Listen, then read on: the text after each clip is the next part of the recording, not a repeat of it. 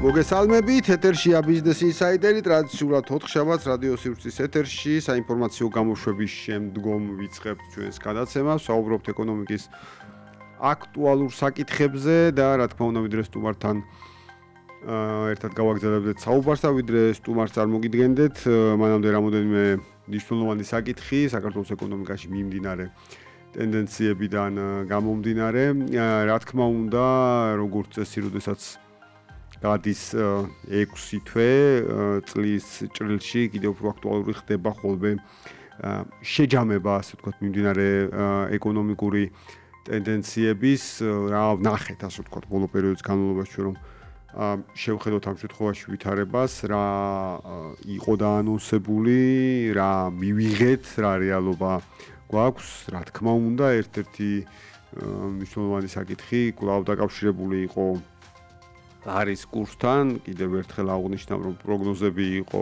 უკიდურესად ნეგატიური, 3 და 1, 3 და 4, აი ესეთი ჭრილი უნდა ყოფილიყო $1 ღირებულება, 3 ლარი და 10 თეთრი ან 3 ლარი და 40 თეთრი, ნუ ხედავთ, რომ რადიკალურად სხვა სურათი გვაქვს ახლა და ამ ვითარებაში ჩვენ, თუმცა აღარ მიუბრუნდები რატომ და ვინ და როგორ განიხილავდა ამ საკითხს, უბრალოდ ერთს აღვნიშნავ, მათ შორის, რომ რატომ არის დღეს ეროვნული ვალუტა გამყარებული, მათ შორის რატომ არის გამყარებული დოლართან მიმართებაში, ზოგადად კი სადღაც ვისაუბროთ დოლარის გლობალურად შესუსტებულ პოზიციებზე, ეს ერთის მხრივ, თუმცა ეს მხოლოდ ერთი მხარეა, ჯამურად რომ შევხედოთ ვითარებას, მაგალითისთვის, როდესაც ჩვენ საუბრობთ ხოლმე ლარის გამყარების ფაქტორებზე, აუცილებელია აღინიშნოს ფუნდამენტური ფაქტორების ერთობლიობა, რომელიც ლარის კურსზე გავლენას ახდენს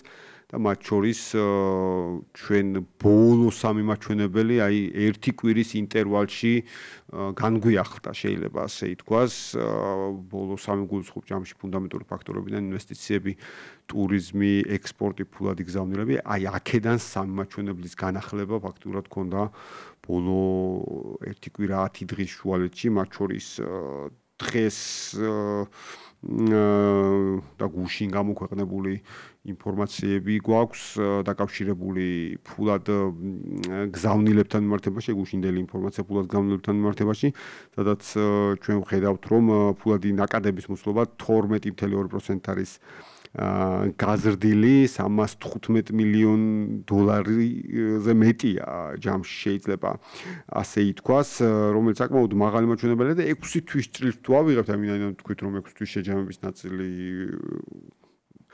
გაგვეხმოვანებინა, $1.715 მილიონს აღემატება ფულადი გზავნილების მოცულობა ქვეყანაში, რაც საკმაოდ სოლიდური მაჩვენებელია და საინტერესოა ევროკავშირის წილი, იმიტომ რომ ხშირ შემთხვევაში იყო საუბარი ესეთი რუსეთის განუზომელ როლზე და თითქოს რაღაცა საქართველოს ეკონომიკა იყო რუსეთზე დამოკიდებული ფულად ნაკადებიდან თუ ასე შემდეგ, ხედავთ რომ 44%-ზე მეტი სწორედ ევროკავშირიდან არის ამ შემთხვევაში ფულადი გზავნილები, ნუ იტალია, გერმანია, საბერძნეთი. ეს არის ის 3 ქვეყანა, რომელიც განსაკუთრებით მაღალი წილობრივი მაჩვენებლით გამოირჩევა.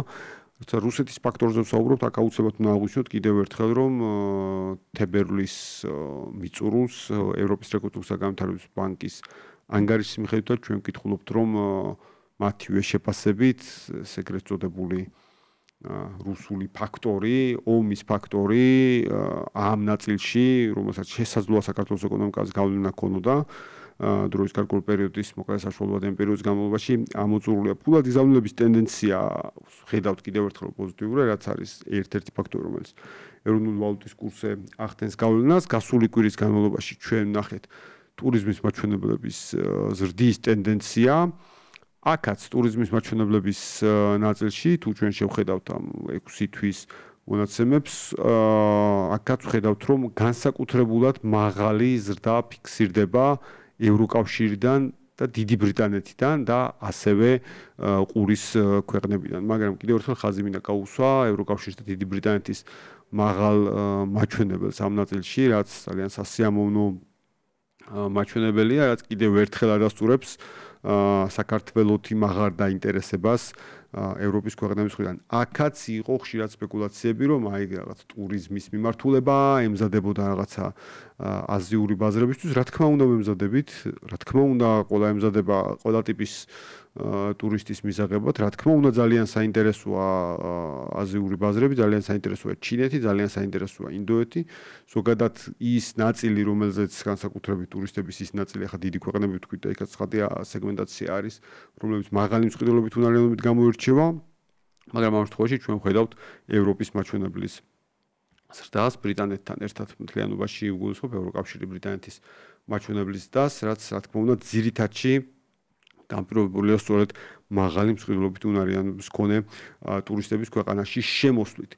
და ასევე არ უნდა დაგვავიწყდეს, რომ როგორ მივედით ამ შედეგამდე, ერთ-ერთი მნიშვნელოვანი ფაქტორი ამ შედეგის, ამ ნაწილის უზრუნველყოფის კუთხით იყო ორი ძირითადი რამ სწორი მარკეტინგული კამპანია, რომელიც ქვეყნის შესახებ სწორ და მიზნობრივ ბაზრებზე მიმდინარეობდა და მეორე ცხადია ვერანაირი მარკეტინგული კამპანია ვერ უშველის, ასე ვთქვათ, ჯამში ვითარებას, თუ აქ არ იყო სხვა ხელშემწყობი ფაქტორები და ამ ხელშემწყობი ფაქტორებიდან ბუნებრივია ერთ-ერთი მნიშვნელოვანი ნაწილი ეს იყო პირდაპირი ფრენები, რომელსაც ჩვენ ვხედავთ, რომ ევროპის არაერთი, არათუ დედაქალაქიდან, არამედ ევროპის არაერთი ქალაქიდან სრულდება უკვე საქართველოში, თბილისის, ქუთაისის, ბათუმის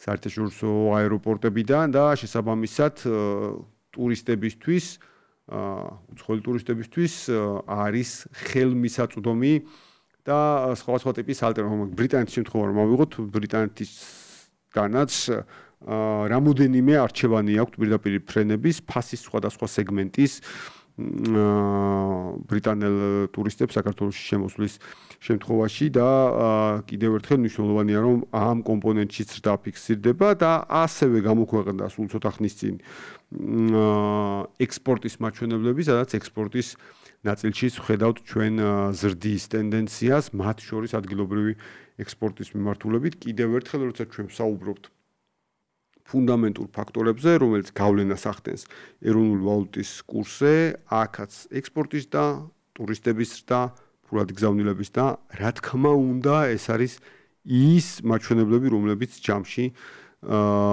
იმ პოზიტიურ დინამიკას გვინარჩუნებს, რომელიც გვაქვს ეროვნულ ვალუტასთან მიმართებაში. ხო, ამ შემთხვევაში გამყარების ტენდენციას იმიტომ ამბობ, რომ ყოველი არავინ არ უკვირდება ხოლმე რაღაც მომენტში გამყარება ჯობს თუ მცირედით, ასე ვთქვათ, გაუფასურება ამ დეტალებს უბრალოდ ყოველთვის ხდება სპეკულაციური შეტევა ეროვნულ ვალუტაზე, როგორც კი მცირე ტურბულენცია შეინიშნება ხოლმე და ხშირად აღვნიშნავთ ხოლმე, რომ ლარი არაერთხელ ყოფილა ესეთი სპეკულაციური შეტევის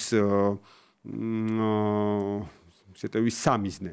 შეიძლება ასე ითქვას და ბევრ შემთხვევაში ლარის გაუფასურება უცხოურ ვალუტასთან, ზირთაში დოლართან მიმართებაში ყოფილა სწორედ სპეკულაციური შეტევის შედეგი, მათ შორის კიდევ ერთხელ ლეგენდა რეზერვების ხარჯვასთან დაკავშირებით ჩვენ ნახეთ, რომ თუ არ მეშლება ციფრი, წინა გადაცემაში სამის პროცენტად ვისაუბრეთ 613 მილიონი მხოლოდ მაისის მონაცემებით შესყიდვა შეძლო საქართველოს ეროვნულმა ბანკმა დროის ამ პერიოდის განმავლობაში და ბოლოს აუცილებლად მინდა აღვნიშნო, რომ აი სწორედ წინა გადაცემის მონოლოგში ვსაუბრობდით SWIFT-თან დაკავშირებულ აბსურდზე, შეიძლება ასე ვთქვა, SWIFT-თან გათიშვა, აი მოყვა რამე ამ ნაწილს, არაფერი, ერთს მოყვებოდა, შეუძლებელი იყო რომ ამ თემას რამე მოყოლოდა, იმიტომ რომ თავისთავად როგორც აღვნიშნე ჩემს მონოლოგშივე, რომ ეს იყო ზუსტად აი დღენახევრიანი სპეკულაციის თემა და ამით ამოიწურება, ასეც მოხდა, ზუსტად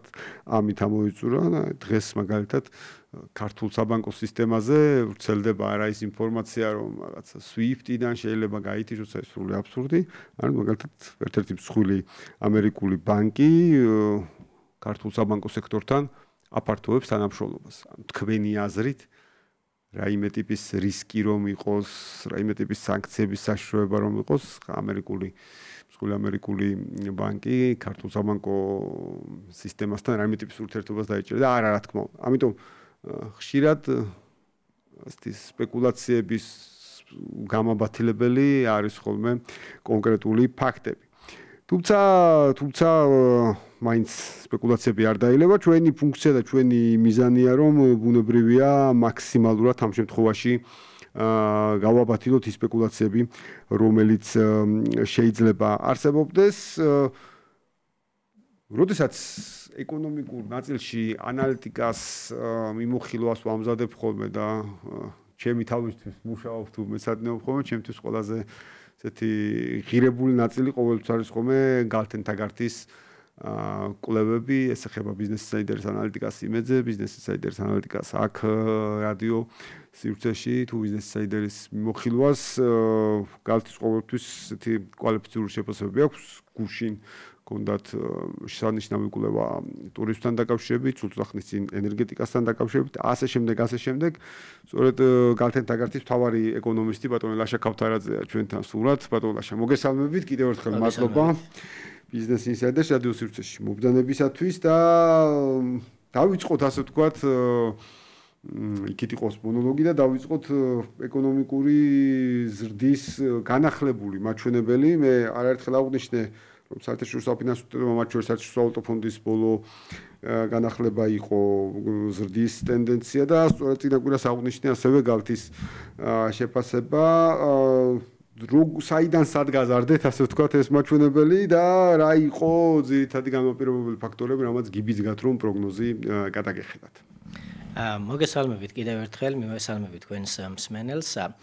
პრინციპში არც დიდი ხანი არ გასულა, რაც ერთად ქონდა ბოლო შეხვედრა და მაშინ გავაჟღერე კიდეც რომ ესეთი ტენდენცია თუ გაგრძელდა ეკონომიკური აქტივობის შესაძლებელი არის გადახედვა მოგვიწიოს ჩვენი პროგნოზისთვის და მართლაც ეს განხორციელდა ეკონომიკური აქტივობა საკმაოდ ძლიერი იყო პირველ კვარტალში. Საქსტატმა კვარტალურ მონაცემებზე დაყრდნობით, ასე ვთქვათ, გამოაქვეყნა პირველი კვარტლის ოფიციალური მონაცემები და ამის მიხედვით საქართველოს ეკონომიკა გაზრდილი არის 9.8%. ეს არის, ასე ვთქვათ, ზრდის მიმართულებით გადახედვა, იმიტომ რომ წინასწარი შეფასება იყო 9.3%. შემდგომ აპრილის და მაისის წინასწარი შეფასებები არის და ეს არის 7.5%-იანი ზრდა და სწორედ ეს გახდა საფუძველი იმისა, რომ ჩვენ ზრდის მიმართულებით გადაგვეხედა ეკონომიკური ზრდის პროგნოზი 2025 წლისთვის 6.8% ქონდა მანამდე და ეხლა უკვე ჩვენი პროგნოზით საქართველოს ეკონომიკა მიმდინარე წელს უნდა გაიზარდოს 7.5%-ით. ფაქტობრივად რომ შევადაროთ სხვა ინსტიტუტებს, საერთაშორისო სავალუტო ფონდს აქვს ასევე მაღალი ეკონომიკური ზრდის პროგნოზი 7.2% არის, ეს უახლოესი არის, რაც ასე ვთქვათ ფონდმა გააკეთა. ეხლა მოდი რამ განაპირობა ეს ეკონომიკური აქტივობა, რომ შევაფასოთ. პირველი კვარტლის მონაცემებზე დაყრდნობით ჩვენ სექტორულ ჭრილში შეგვიძლია შევხედოთ თუ რომელი სექტორები განსაზღვრავდა ამ ზრდას და ისევ რჩება ასე ვთქვათ დომინანტურ პოზიციაზე ის სექტორები, რომელიც 2024 წელს დომინირებდა. ეს არის ინფორმაცია და კომუნიკაცია, განათლება, ტრანსპორტი, ვაჭრობა, საფინანსო სექტორი და ასე შემდეგ. ფაქტობრივად აი ეს სექტორები ისევ ინარჩუნებენ, განსაკუთრებით აღსანიშნავი არის აქ ასე ვთქვათ, მიმდინარე წლის პირველ კვარტალში იმ დარგების კიდევ უფრო გააქტიურება, რომელსაც საგადასახადო შეღავათები აქვს და შესაბამისად, ამიტომაც არის, რომ როდესაც ეკონომიკური ზრდა უფრო მაღალი არის და ეს საგადასახადო შემოსავლებში მეტნაკლებად არ ჩანს, ხო? ეს განპირობებული არის იმით, რომ სწორედ იმ დარგებზე არის კონცენტრირებული ეკონომიკური აქტივობა, რომელსაც გარკვეული შეღავათები აქვს, მაგალითად, ინფორმაცია და კომუნიკაციის დარგი, ხო? ეს გარკვეული კომპანია მაგალითად, რომელიც საქართველოში ოპერირებს საერთაშორისო კომპანიის სტატუსით, მას აქვს 5%-იანი საშემოსავლო გადასახადი 20%-ის ნაცვლად, ხო? შესაბამისად, ეს მათთვის სტიმული არის და მაგალითად თუ შევხედავთ ჩვენ ეროვნული ბანკის მიერ გამოქვეყნებულ საგადასახდელო ბალანსში, იქ ინფორმაცია და კომუნიკაციიდან მიღებული შემოსავლები მნიშვნელოვნად არის გაზრდილი პირველ კვარტალში გასული წლის ანალოგიურ პერიოდთან შედარებით, დაახლოებით მაგალითად თუ შარშან პირველ კვარტალში 200 მილიონი შემოსავლები მიიღო აი ამ დარგმა, წელს 300 მილიონი, ანუ 100 მილიონი ზრდა, ეს საკმაოდ სოლიდური არის. რაც შეეხება უფრო ანალიტიკური თვალსაზრისითაც რო შევხედოთ ჩვენ ეკონომიკური პირველი კვარტლის ეკონომიკური ზრდის მაჩვენებელს, მოხმარებასთან ერთად უკვე ჩვენ ხედავთ რომ ინვესტიციები არის საკმაოდ გააქტიურებული 9.8%-ით რომ გაიზარდა საქართველოს ეკონომიკა, აქ ინვესტიციების კონტრიბუცია დაახლოებით 5.4% პუნქტი იყო. ნუ ეს პოზიტიურ სიგნალზე მიუთითებს და ეს ზოგადად ინვესტიციები, როდესაც იზრდება, ინვესტიციების ზრდა დაკავშირებული არის ქვეყნის პოტენციურ დონესთან, ხო? როდესაც ვსაუბრობთ ჩვენ მაგალითად და ვადარებთ პოსტ-პანდემიურ პერიოდს, პანდემიამდელ პერიოდს, ხო? ჩვენ ხედავთ რომ გაზრდილი არის საქართველოს ეკონომიკური ზრდის პოტენციური დონე და ასევე პროდუქტიულობის ზრდის ტემპი და პირველ კვარტალში ეს კარგად გამოჩნდა. მაგალითად, უფრო თუ ფოკუსირდებით სამუშაო ძალის პროდუქტიულობაზე, მაგალითად პირველ კვარტალში სამუშაო ძალის პროდუქტიულობის ზრდის ტემპმა 2021 წლის პირველ კვარტალის შემდეგ პირველად გადააჭარბა რეალური ხელფასის ზრდის ტემპს. ეს პოზიტიური სიგნალი არის, რაც ასე ვთქვათ, აისახა კიდეც ეკონომიკურ მაჩვენებლებში, ხო? ის პროგნოზი, რაც ჩვენ გადავხედეთ, ანუ ზრდის მიმართულებით, ვფიქრობთ, რომ საკმაოდ რეალისტური არის და ასე ვთქვათ, პირველი ნახევარი ჯერჯერობით არ არის ცნობილი, თუმცა გვაქვს წინასწარი მონაცემები ივნისთან დაკავშირებით და ვფიქრობთ, რომ ივნისში უფრო უკეთესი ეკონომიკური ზრდა გვექნება, ვიდრე აპრილში გვქონდა. ანუ ეს ბოლო მაჩვენებლებზე, ასე ვთქვათ, უფრო გაუმჯობესების ტენდენცია კიდევ შეინიშნება. შეიძლება ვთქვათ, რომ ტურიზმის გარკვეულად განმაპირობებელი შეიძლება იყოს ამ ნაწილში. აქ ტურიზმი, არა მარტო ტურიზმი, აქ ბევრი ასე ვთქვათ ფუნდამენტური ფაქტორი არის და მაგალითად ჩვენ შეჯამების სახით უყურებთ სავალუტო შემოდინებებს და სავალუტო შემოდინებების ასე ვთქვათ რიცხვი პირველ ნახევარში საკმაოდ სოლიდური იყო. თუ დავაჯამეთ მაგალითად ავიღებთ ექსპორტს, ავიღებთ ტურიზმს, ავიღებთ ფულად გზავნილებს, დაახლოებით 7 მილიარდის დოლარის შემოსავალი მიიღო ქვეყანამ პირველ ნახევარში და ეს წინა წლის ანალოგიურ პერიოდთან შედარებით 600 მილიონით არის გაზრდილი. სწორედ ეს 600 მილიონი არის, რომელიც ასე ვთქვათ ეკონომიკურ ზრდაზეც პოზიტიურად მოქმედებს და ასევე გაცვლით კურსზე. ტურიზმ თუ დავაკვირდებით, ტურიზმში საკმაოდ ძლიერი იყო მეორე კვარტალი. სწორედ გუშინ გქონდათ ასე ვთქვათ ძალიან კარგი პრეზენტაცია ამასთან დაკავშირებით და აი საინტერესოა რომ თქვენი ხედვა კიდევ ყველას გავაცნოთ, ასე ვთქვათ, მაყურებელს რომ კიდე აი რას ხედავთ ტურიზმში, ძირითად უპირატესობებს, რომელიც ახლა იკვეთება საქართველოს შემთხვევაში. დიახ, ტურიზმის მაკრო დონეზე თუ შევხედავთ, ჩვენ საკმაოდ კარგი, ასე ვთქვათ, რიცხვები ფიქსირდება.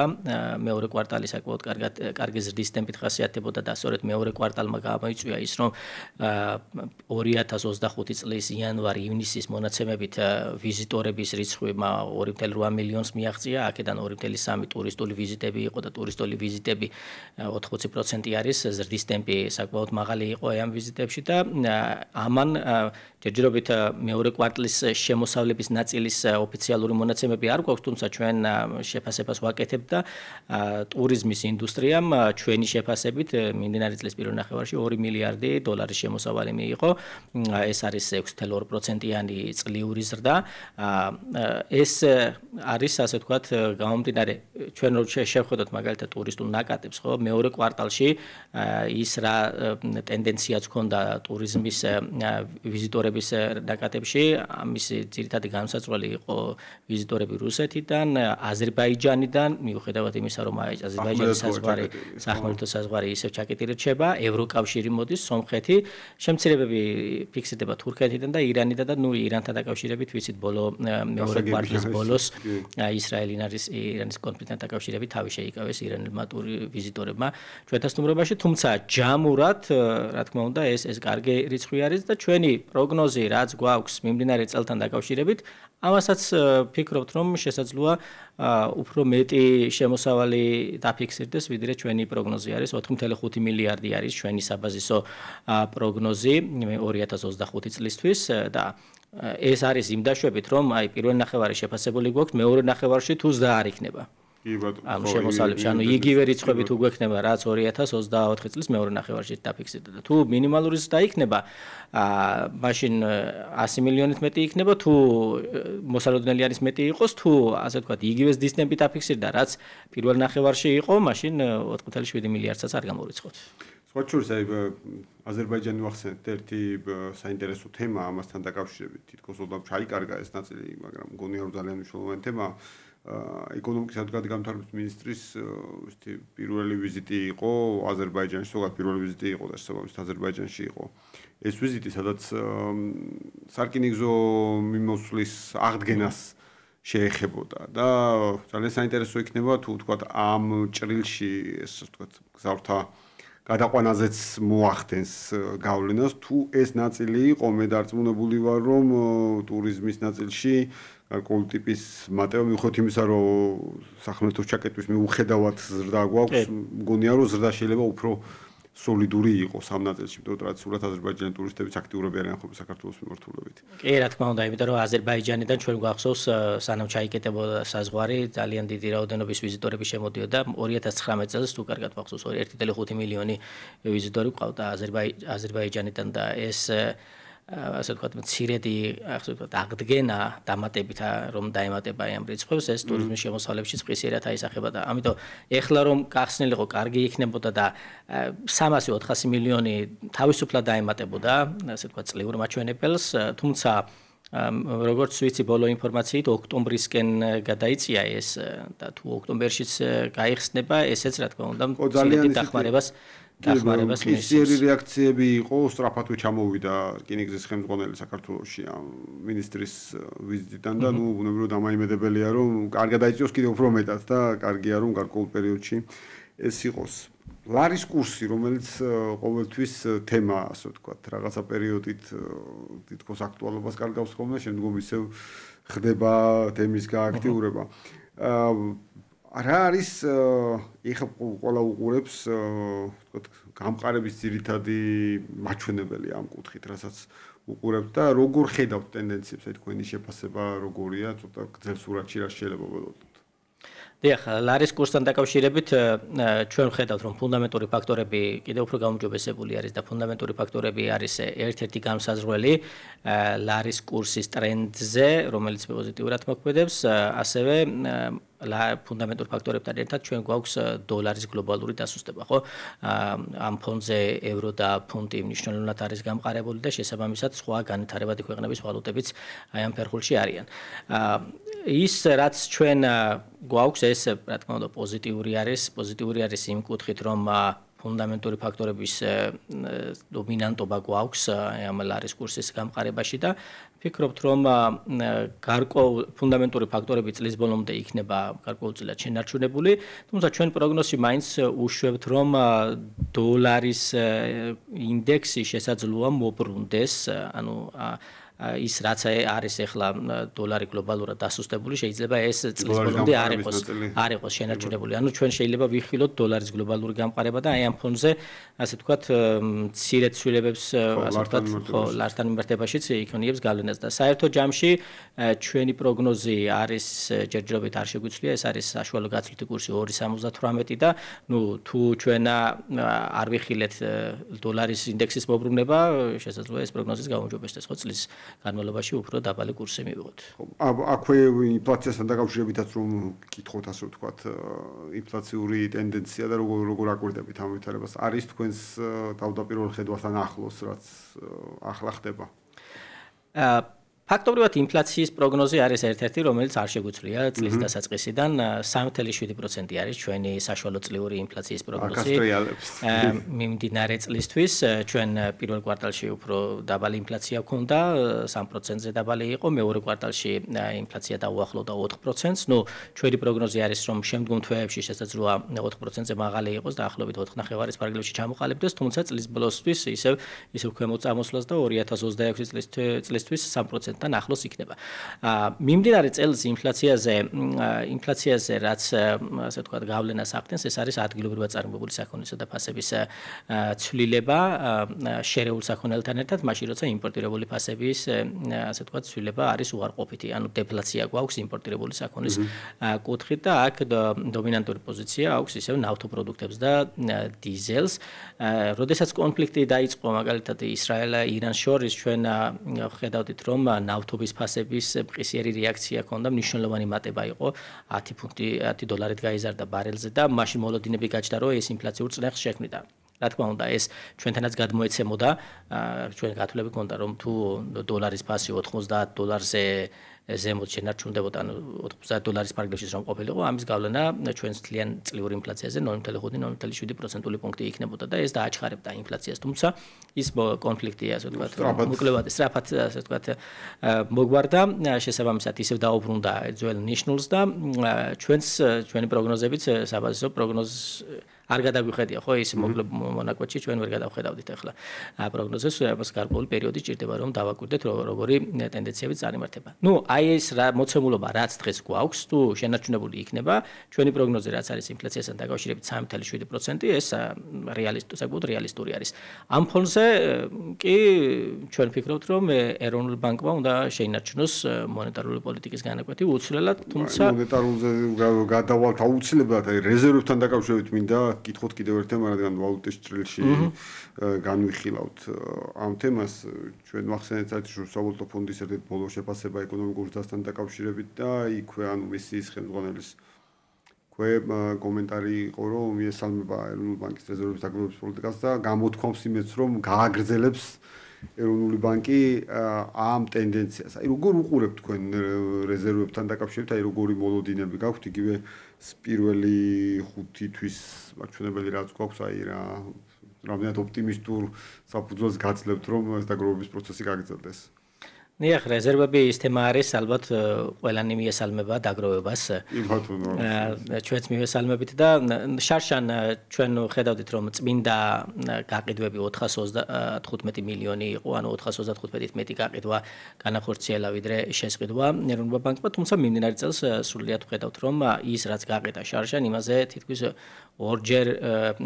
თითქმის ორჯერ არის უკვე შესყიდვის მიმართულებით განხორციელებული სავალუტო ბაზარზე დოლარისა მიმდინარე წლის იანვრიდან უпроსორად მარტიდან ივნისის ჩათვლით. ივნისის ოფიციალური მონაცემი ჯერ არ არის, თუმცა უნდა ვივარაუდოთ, რომ დაახლოებით 200 მილიონი შესაძლოა მეტიც იყოს, ასე ვთქვათ, ეს შესყიდვა. 5 თვეში არის 614, თუ ამასაც დავუმატებთ ამ 200 მილიონს და 800 მილიონზე მეტი არის უკვე შესყიდული, ხო? 4.7 მილიარდი არის ივნისის მდგომარეობით საერთაშორისო რეზერვების დონე და ჩვენი პროგნოზი არის, რომ წლის ბოლოს ეროვნული ბანკი აი ამ მოცემულობაში, რომ ლარის კურსზე ფუნდამენტური ფაქტორები ძლიერი რჩება, დოლარი გლობალურად დასუსტებული არის, გააგრძელებს დარწმუნებული ვარ, რომ დღესაც ივლისშიც აგრძელებდა ამ რეზერვების შესყიდვას და 4.9 მილიარდს ველოდებით წლის ბოლოს. ჩვენ უფრო ღრმად უყურებთ აი ამ რეზერვების ადეკვატურობას და მინიმალისტურად ჩვენ გამოთიშული გვაქვს მაგალითად მანქანების რეექსპორტი და თუ მანქანების რეექსპორტს გამოვთიშავთ, ამის მიხედვით გვაქვს ეს რეზერვები რამდენი თვის საქონლისა და მომსახურების იმპორტს აკმაყოფილებს და 3 თვის 3.4 გვაქვს პროგნოზი, რომ მიმდინარე წელი დაიხურება 3.4 თვის ჯერადით. ეს არის მიუთითებს იმაზე, რომ ადეკვატური არის და მოკლებადიან, ასე ვთქვათ, რყევებს, შოკებს თავისუფლად გაუმკლავდება ის დონე, რაც გვაქვს ჩვენ რეზერვებში. კი ბატონო, აი ახსენეთ სწორედ რეფინანსირების განაკვეთი 30 ივლისს არის კომიტეტის სხდომა, დარჩა 2 კვირა. დაახლოებით ზოგადად რომ შევხედოთ რეფინანსირების განაკვეთის ერთის ხურჯერ შემცირების ტრენდს, შემდგომ ერთ-ეგივე მაჩვენებელზე შენარჩუნებს. აი როგორ შეაფასებთ, ბუნებრივია და მოლოდინები ნაწილობრივ თქვენ ახსენეთ, ხო? თუმცა აი შემთხვევაში არის ხოლმე საუბარი, რომ აი რაღაცა ეს არის გამყარების ფონზე, ნუ შედარებით ისეთი ზომიერი, ნუ ყოველ შემთხვევაში მიზნობრივთან ახლოს ინფლაციის ფონზე, რატომ არ შეიძლება რომ კიდევ შემცირდეს, ვთქვათ, აი გარკვეული დილემა არსებობს ხოლმე ამასთან დაკავშირებით, ვთქვათ, მაგრამ შესაძლოა მე ეს დააწოს ინფლაციის მაჩვენებელს. აი თქვენი შეფასებები რას ეყრდნობა ხოლმე, როდესაც საუბრობთ ამ თემაზე, ან აკეთებთ ანალიზს ბუნებრივად. დიახ, აქ ერთი რასაც შეგვიძლია შევხედოთ, მოთხოვნის მხრიდან ჩვენ ვხედავთ, რომ გარკვეული ასე ვთქვათ, გადმოცემა გამოვლინებული არის ფასების დონეზე, იმიტომ რომ ადგილობრივად წარმოებული საქონლის და მომსახურების ფასების ინფლაცია არის დომინანტური დღევანდელ ინფლაციაში. ამასთან ერთად არსებობს გაურკვევლობა სოფლიოში, ეს თუნდაც სატარიფო პოლიტიკა, რაც ამერიკამ დაიწყო, ასევე ახლო აღმოსავლეთში კიდევ კი არის შეთანხმება მიღწეული, მაგრამ არავინ არ იცის ეს შეთანხმება რამდენ ხანს იქნება ასე ვთქვათ შენარჩუნებული, არსებობს გარკვეული რისკები და აი ამ რისკების ფონზე, მაგალითად სატარიფო პოლიტიკას თუ შევხედავთ, სოფლიოში უკვე ინფლაციამ შემოbrunება დაიწყო იქ. ამერიკაში მაგალითად ინფლაცია უკვე ამ თვეში, წინა თვეში ზრდის მიმართულებით დაფიქსირდა. ასევე დიდ ბრიტანეთში ზრდის მიმართულებით, ანუ შემოbrunდა ის ქვემოთ შემცირების ტრენდი რაც იყო. ასევე ეს შემოbrunების ტრენდი შეინიშნება ბევრ განვითარებად ქვეყნებში და ჩვენთანაც ხო წლის დასაწყისში უფრო დაბალი იყო, ეხლა 4% არის და 4%-ზე უფრო მაღალს ველოდებით მაგალითად მომდენო თვეებში დაახლოებით 4.5-ის ფარგლებში, ხო? ეს ფაქტობრივად არის სიგნალი იმისა, რომ ევროპა ბანკმა ამ კუთხით ასე ვთქვათ, სიფრთხილე გამოიჩინოს და იჩენს კიდეც და არ არის საჩქარო, რომ მონეტარული პოლიტიკის განაკვეთი იყოს შემცირებული, იმიტომ რომ თუ ის რისკები, რაზეც ვისაუბრე, ამის რეალიზაცია მოხდება, მერე უფრო ასე ვთქვათ, ძნელი იქნება ინფლაციის ასე ვთქვათ, მოთოკვა, ხო? ამიტომ გონერული ნაბიჯებით ქვეყანაშიც მოთხოვნა იმაზე მაღალი არის, ვიდრე პოტენციური ზრდის ტემპი ფიქსირდება, ხო? რა იწვევს აი ამ მაღალი მოთხოვნის მასტიმულირებელი რა შეიძლება იყოს? ბევრი ფაქტორი არის აქ, თუნდაც სავალუტო შემოდინებები, ხო? სავალუტო შემოდინებები აი ამ სავალუტო შემოდინებების დიდი ნაწილი მოხმარებაში მიდის. შესაბამისად ეს ფაქტორი მინდა აღვნიშნოთ ხოლმე, რომ აი შეიძლება არის ხოლმე ეს კითხვა, რომ აი საიდან ჩდება ფული, რომელსაც მე საზოგადოება მოხმარებაში დააგვდის, თქვა თავში. ხო, აი ყველა ის ნაკადი რაც არის, აი ფულადი გზავნილები, თქვა, ტურიზმი, თქვა, ხო, ექსპორტი, მე ექსპორტიორების შემოსავლები, აი მოხმარება ფინანსდება, ამასთან ერთად ჩვენ ვხედავთ, რომ 2021 წლიდან მოყოლებული ხელფასები ზრდის ტემპი ორნიშნა არის, გარკვეულწილად ესეც პოზიტიურად მოქმედებს აი ამ მოხმარებაზე. შესაბამისად, როდესაც მოხმარება უფრო მაღალია, ვიდრე ქვეყანაში მაგალითად საქონელი და მომსახურების წარმოება ხდება მოკლევადიან პერიოდში, ხო? ვერ თანხმედრაში არ არის. შესაბამისად, ეს იწვევს იმას, რომ მიმდინარედ უფრო მაღალი გვაქვს ეკონომიკური აქტივობა, ვიდრე ეს შეიძლება გრძელვადიანად იყოს შენარჩუნებული, ხო? ზოგადად, როდესაც ვაფასებთ გრძელვადიანი ეკონომიკური ზრდა, რამდენი იქნება, ხო, ეს არის განსაზღვრელი საორიენტაციო, რომ აი ამ ნიშნულზე ჩვენ შეიძლება 1 წელში, 2 წელში ვერ დაუბრუნდეთ, მაგრამ აი 5 წელში და 10 წელში ჩვენ მაინც იქეთკენ წავართ. ეს მარტო ჩვენ კი არა, ზოგადად ესეთი მოცემულობა გვაქვს. ყველა ქვეყანა უბრუნდება თავის პოტენციურ დონეს, ან ახლოს იმყოფება აი ამ პოტენციურ დონესთან ამ დონეს, ხო? ჩვენ მაგალითად პანდემიამდე გვქონდა პოტენციური დონე 4.5%, ეხლა ჩვენი შეფასება თუმცა ეს სხვადასხვა ანალიტიკოსების სხვადასხვა შეფასებები აქვს, ჩვენი შეფასება არის 5.5-6%-ის ფარგლებში არის ეს. ანუ მომდენო 5 წლის განმავლობაში ჩვენ აი ამ დიაპაზონში, ასე ვთქვათ, ველოდებით ზრდის ტემპის დაბალანსებას. თუმცა ეს არ ნიშნავს იმას, რომ აუცილებლად შეიძლება აქეთკენ წავიდეს. შეიძლება რაღაც მოხდეს ისეთი, რომ უფრო მაღალი შემოდინებები დაფიქსირდეს, კიდევ უფრო გაიზარდოს ეს ტურიზმი, რამდენად ასე ვთქვათ, სწრაფად განვითარდება, თუ იქნება ეს ზომიერი განვითარება, შესაძლოა მაშინ წავიდეთ. მაგრამ თუ სხვადასხვა ასე ვთქვათ, მოვლენები დაფიქსირდება, როგორც იყო მაგალითად აი ბოლო პერიოდში ინფორმაცია და კომუნიკაციის სექტორის სწრაფად ზრდის ტემპი, ხო? ნორმალიზებას ელოდებოდნენ ახლა და ყველა ფიქრობდა, რომ მიმდინარე წელს ამ სექტორში ნორმალიზება მოხდებოდა, მაგრამ არა, არ გაჩერდა პირიქით ზრდის ტემპი. სისტემი ფიქსირდება და სწორედ ეს გავლენას ახდენს აი ფაქტორი და ცვლილებების რომელიც აი მაგალითად ეგრეთ წოდებული IT რეზიდენსის ბინადრობის ნებართვის ნაწილში ხორციელდება, მე ვფიქრობ რომ ამ ნაწილში ესეც დამატებითი იქნება. დამატებითი ფაქტორი იქნება. სხვა შორის აი ყოველთვის ჩდება ხოლმე ასევე კითხვა, რომ რამდენად თვითონ ბაზარი მათ შორის საქართველოში არსებული სამუშაო ძალა მზად არის უფრო მაღალი ეკონომიკური ზრდაში მონაწილეობისთვის, მაგალითად რო ვთქვათ რა, იგივე სექტორებში. აი რამდენად სამყოფი სამუშაო ძალა გვაქვს საქართველოში, აი კვალიფიციურთან დაკავშირებით, აი ამის ანალიზი თუ გაქვთ გაკეთებული. მაკრო დონეზე ჩვენ არ გვაქვს პრობლემა, სამუშაო ძალა საკმარისი არის, თუმცა მიკრო დონეზე, ანუ სხვადასხვა სექტორებში არის გამოვლინებები, როცა მაგალითად მოთხოვნა უფრო მაღალი არის და მიწოდება დაბალი არის, ხო? შესაბამისად, შემდგომ უხდებათ აი ხელფასების ის რომ არ ჩერდება ხელფასების ზრდის ტემპი, სწორედ ერთ-ერთი განმაპირობებელი ეს არის, რომ ზოგიერთ დარგში, მაგალითად სტუმარ-მასპინძლობის დარგში არის დიდი მოთხოვნა, ასევე სამშენებლო სექტორში დიდი მოთხოვნა სამუშაო ძალაზე. ხო, დეფიციტი არის, შესაბამისად, მათ რომ მიიზიდონ ეს სამუშაო ძალა, უწევთ ხოლმე ეს ხელფასების ზრდის ტემპი ყოველწლიურად კონდეთ მაღალი, ხო? ჩვენ ვფიქრობთ, რომ ეს გაგრძელდება მომდევნო პერიოდებში. თუმცა არიან დარგები, სადაც მაგალითად სამუშაო ძალა შეიძლება არ დაჭირდეთ იმდენი, რამდენიც დღეს არის და ეს რითი იქნება განპირობებული? იმიტომ რომ ხელოვნური ინტელექტი, ბევრი კომპანია ხელოვნურ ინტელექტს ნერგავს, რაც იმას ნიშნავს, რომ პროდუქტიულობა უფრო და უფრო იზრდება. მაგალითად, თუნდაც ინფორმაცია და კომუნიკაციების დარგი ავიღოთ, ხო? შესაძლოა აი აქ დასაქმება შემცირდეს, მაგრამ მისი გამოშვება გაიზრდება, იმიტომ რომ ხელოვნური ინტელექტის დიდი ინტენსივობით დანერგვა ხდება. ეს იქნება კიდ მაგალითად პროგრამირების კუთხით და ასე შემდეგ და ამაზე არის მოთხოვნა ახლა დღეს და სწორედ ეს მაგალითად უცხოეთიდან არის დიდი დაკვეთები და სწორედ აი ამ დაკვეთების ფონზე უწევთ აი ამ დარგს რომ გაზარდონ პროდუქტიულობა რაც შეიძლება დიდი დოზით შემოიყვანონ ხელოვნური ინტელექტი. ვიგროთ რომ მომდევნო გრძელვადიან პერიოდში ალბათ დიდი გამოწვევა იქნება ხელოვნური ინტელექტი და დასაქმება. ანუ ეკონომიკური ზრდა შესაძლოა იყოს მაღალი ბევრ ქვეყანაში შენარჩუნებული, თუმცა სამუშაო ძალაზე მოთხოვნა არ იქნება დიდი. ეს დილემა შეიძლება შევეხმოს. აი ეს საინტერესო ტენდენცია და სხვა შორის სოფლიოში ეკონომიკის განვითარების სხვა ეტაპების დროს, ყოველთვის გარკვეული ტიპის დილემა არსებობდა სამუშაო ძალის თავსებადობა ახალ ტექნოლოგიებთან და ხელოვნური ინტელექტის საერთოდ სხვა გარღვევაა ამ ნაწილში.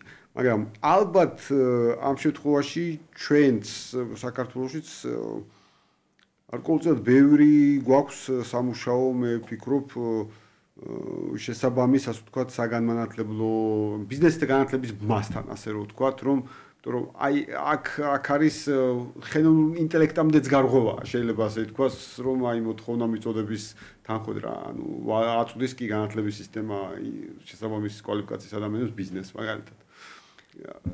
ეს არის ერთ-ერთი მნიშვნელოვანი ფუნდამენტური საკითხი ეს არის, რომელიც რა თქმა უნდა შემდგომ განსაზღვრავს ჩვენს პოტენციურ დონესაც. ანუ პოტენციური დონე შეგვინარჩუნდება ის, რაც ახლა შეფასებებს ვაკეთებ თუ შეიძლება ქვემოთ წამოვიდეს, ხო? ამის ძირითადი განსაზღვრელი იქნება სწორედ განათლების სისტემა, განათლება ასე ვთქვათ, აი ეს დარგი რამდენად კვალიფიციურ კადრებს გამოუშვებს, ხო? იმიტომ რომ აი ამ კვალიფიციურმა ასე ვთქვათ, ხალხმა შემდეგ უნდა აითვისოს ეს ხელოვნური ინტელექტი. თუ აქ იქნება დაბალი დონე, შესაბამისად ათვისებაც ვერ იქნება, ხო? ანუ აქ კონკურენციას ჩვენ დავკარგავთ სხვა ქვეყნებთან შედარებით. ამიტომ არის რომ ჩვენ გვჭირდება კვალიფიციური კადრები ყველა მიმართულებით ჯერჯერობით, სანამ ხელოვნური ინტელექტი, ასე ვთქვათ, გარკვეულწილად გათანაბრდება. თუმცა ეს გრძელვადიანი პერსპექტივა არის. კი, გრძელვადიანი პერსპექტივა, მაგრამ აი მეორე მხრივ ეს სხვა ტიპის გამოკითხვებს, რომელსაც ჩვენ უყურებთ, ერთ მხრივ ფაქტია, რომ ჯერ კიდევ მაღალი მაჩვენებელია საქართველოში უმუშევრობის და მეორე მხრივ ფაქტია, რომ მთელი რიგი სექტორები მაჩვენებს ჩვენს მიერ ნახსენები ჯამში სამშენებლო სექტორი მაგალითისთვის, ტურიზმის სექტორი, ასევე უჩივის კვალიფიციური სამუშაო ძალის დეფიციტს, ხო? სამშენებლო სექტორში ხარ რამდენ კომპანიის ხელმძღვანელთანაც ვისაუბრია სხვადასხვა დონეზე, მეგობრულად თუ სტუდიურ დონეზე ეს პრობლემაა, სამუშაო ძალა ამ ნაწილში პრობლემაა, ხო და არც ის არ მიმაჩნია მაგალითად ნორმალურად, რომ ბაკალავრიატს და მაგისტრატურას ამთავრებს ადამიანი და მე რომელიმე კომერციულ ბანკში მოლარე ოპერატორს თუ რომ დაიწყოს მუშაობა, კიდევ გადამზადება უწევს. აი ეს არის ანუ მთელი და რაღაც ძალიან დიდი დაკარგული დრო ალბათ და რესურსი ამ ყველაფერს, ანუ არასწორად წასულის შემოbrunება ალბათ. ეგ ერთი ნაწილი არის ამის ახსნის და მეორე ნაწილი არის ის, რომ ბევრს მუშაობა არ უნდა. სამუშაო ძალის გარეთ არსებული მოსახლეობის რიცხვი საკმაოდ მაღალი არის. და ამის მიზეზი ისიც არის, რომ მაგალითად აი ფულადი გზავნილები რომ ჩვენ ზარდი გვაქვს და წელს მაგალითად ველოდებით 3.5 მილიარდს დოლარს, ვინც არიან წასულები და იმათ ოჯახში მაგალითად აქ სამსულიანი ოჯახი არის თქვა და ან 4-სულიანი და იქიდან ერთი არის წასული, შემდეგ მინიმუმ 2-ს მუშაობა არ უნდა. აღარიძებს სამუშაობას. და დამოკიდებული არის იმ ესეც ერთ-ერთი მიზეზი არის აი ამის. ანუ აქ სტრუქტურული პრობლემები გვაქვს. კი ბატონო, საუბრობთ შიდა ფაქტორებზე, ძირითადად გარკვეულად შევეხეთ საგარეო რისკებს, მაგრამ ყოველთვის რაც არ უნდა იყოს, ჩვენ გეგმავთ ვაკეთებთ, მაგრამ უცებ შეიძლება რაღაც გარეთ შეიცვალოს ხოლმე.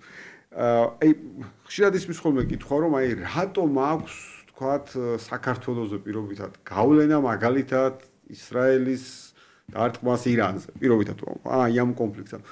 ან რუსეთის შეჭრას უკრაინაში რატომ მქონდა საქართველოზე გავლენა. ანუ ეს რომ ავხსნათ რომ რატო ქმნის გარე რისკები, ასე ვთქვათ, გარე დაძაბულობა, რატომ ახდენს გავლენას შემდგომ ჩვენთან ყველაფერზე შეიძლება ასე ითქვას, რომელიც გამოიხატება ფასებში, რომელიც გამოიხატება შემდგომ თუნდაც სამუშაო ძალში, ყველა დეტალში, რომელიც შემდგომ უკვე ჩვენ ეკონომიკურ ზაზე ახდენს ხოლმე გავლენას.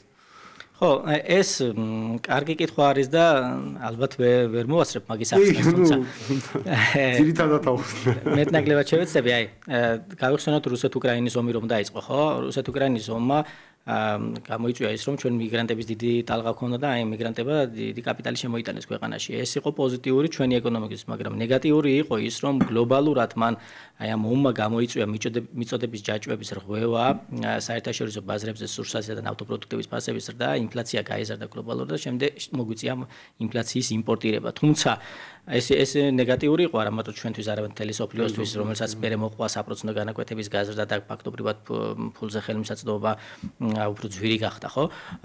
მაგრამ ის ფინანსური ნაკადი, რაც ასე ვთქვათ, აი ამ მიგრაციას მოყვა, გადაწონა ის უარყოფითი ეფექტი და მაინც ეკონომიკური ზრდა ჩვენთან მაღალი დაფიქსირდა, ხო? ის რომ ჩვენი პოტენციური დონით შეგვიძლია გავზრდილიყავით, იმას დაემატა ესტის. ეხლა ბოლო მეორე კონფლიქტი, ეხლა რაც წელსა იყო მაგალითად ისრაელე ირანს შორის, ეს საკმაოდ ისეთი იყო, რომელიც აუცილებლად ნეგატიურ გავლენას იქონიებდა ჩვენზე მოკლევადიან პერიოდში და ეს მოკლევადიან პერიოდში უარყოფითი გავლენა იქიდან მოხდებოდა რომ ფაქტობრივად იკეტებოდა ხო იქიდან ვერც ტურისტები მიიღებდით ერთი ფულადი გზავნილები შეიძლება წამოსულიყო ისრაელიდან თუმცა თუ ისრაელის ეკონომიკა შენელდებოდა ამ კონფლიქტის განხორციელების შემთხვევაში შემდეგ ეს ჩვენთანაც ფულადი გზავნილებზე წაისახებოდა ხო უარყოფითად და ამას ექნებოდა როგორც უარყოფითი პირდაპირი ეფექტი ასევე უარყოფითი არაპირდაპირი ეფექტი არაპირდაპირი ისევ გლობალურად ნავთობის პროდუქტები, ნავთობის ფასების ზრდით მივიღებდით ჩვენ გაზრდილ ინფლაციას ქვეყანაში. ხოლო პირდაპირით აი ამ სავალუტო ნაკადები ორივე ქვეყნიდან, ნუ დიდი დამოკიდებულება ირანთან არ გვაქვს, მაგრამ ისრაელიდან ჩვენ დამოკიდებულება გვაქვს როგორც ფულად გზავნილებში, ასევე ტურიზმის მიმართულებით, რომელიც კიდევ არაპირდაპირი გავლენა აქვს ქვეყნის შიგნით და ჩვენი შეფასება იყო, რომ თუ აი ეს კონფლიქტი ისრაელსა და ირანს შორის მაგალითად წლის ბოლომდე გაგრძელდებოდა, ჩვენ წლის მეორე ნახევარში მივიღებდით ასე ვთქვათ უარყოფით ზეწოლას და დაახლოებით წლიურ წრილში 1% პუნქტამდე შეგვიმცირებდა ეს ეკონომიკურ ზრდას. ამიტომაც რომ არ მოგვარებულიყო აი ეს საკითხი ჩვენ პროგნოზს მაგალითად არ გავზდით 6.8%-დან 7.5-მდე და შევიკავებდით, მაგრამ რადგან ჩვენ აუცილებლად უნდა მოგვიბატებინოთ, თუმცა ეს კონფლიქტი ისევ დააკლებდა ამას. ამიტომაც ასე ვთქვათ ფიქრობდით, მაგრამ როდესაც უკვე ასე ვთქვათ მოგვარდა ეს ზავი დაიდო, შესაბამისად ჩვენ ამან საშუალება მოგვცა რომ პროგნოზი გადაგვიხედა ეკონომიკური ზრდის პროგნოზის რის ვართ. ამიტომაც არის რომ რისკებს ზოგიერთ რისკს, ანუ შოკს, გარე შოკს აქვს პოზიტიური გავლენა ზოგს აქვს უარყოფითი გავლენა და გააჩნია დროსაც ბუნებრივია და დროსაც გააჩნია მოკლევადიან პერიოდში არის გრძელვადიან პერიოდში ანუ რამდენხანს გრძელდება ეს მნიშვნელოვანი არის იგივე მაგალითად ეხლა რუსეთ-უკრაინის ომის დასრულება ხო შეიძლება ბევრი ფიქრობს რომ თუ დაწყებამ პოზიტიური გავლენა იქონია ჩვენზე დასრულებამ შეიძლება უარყოფითი ანუ ეს მაგალითად მიგრანტები წავიდნენ კაპიტალი გავიდეს ქვეყნიდან და ასე შემდეგ მაგრამ ესე არ არის მასაც პოზიტიური გავლენა ექნება და ეს შეგვიძლია შემდგომ კი ბატონო ძალიან საინტერესო თემას ვაჩვენებთ ერთხელ შეიძლება მართლა უფრო ცლად ვისაუბროთ კიდევ გარე ფაქტორების გავლენაზე მათ შორის ბოლო პერიოდის ერთ-ერთი აქტუალური საკითხი ხა ეს პირდაპირ ბუნებრივი ეს მაკრო საკითხები არ არის უფრო გეოპოლიტიკური საკითხებია მაგრამ აი ბოლო პერიოდის აქტუალური საკითხია ზანგეზურის დერეფნის ნაწილი რომელზეც არ ვიცი ну როგორც ყოველთვის ხდება ხოლმე ესეთ ზედაპირული შეფასება აი იქ თუ რაღაცა გაივლის მე აქ არ ეს ერთი არ აკლდება ასე ვთქვათ ამ შემთხვევაში როგორც უფრო ღრმა ანალიზს საჭიროებს აი ისეც ახლა როგორც თქვენ ბრძანებთ ხო რომ არ არის ახლა ესე რომ თუ კონფლიქტი დასრულდა ეს თალსახად ესეთი ნეგატიური გავლენა იქნება კაპიტალი გავა და ასე შემდეგ მოკლედ დიდი მადლობა თქვენი ანალიზისთვის საინტერესო პროგნოზისთვის აი ფასომს მენელო მეგობრებო სწორედ ამიტომ ვეყნობი ხოლმე გალტენ ტაგარტის კვლევებს და ანალიზებს რომელიც ყოველთვის საინტერესოა ბიზნეს ინსაიდერის შეფასებაში უსმენთ ლაშა ქავთარაძეს, უყურებდით ჩვენს გადაცემას, გავთენთ აგართვის თავარი ეკონომისტი, ვაფასებთ მიმდინარე ეკონომიკურ მოვლენებს. დღეს Business Insider-ს ამით ვასრულებთ. ჩვენ დავბრუნდებით ტრადიციულად 4 შაბათს, საინფორმაციო გამოშვების 5 საათიანი საინფორმაციო გამოშვების შემდგომ. დიდი მადლობა რომ გიყურებდით და გვისმენთ.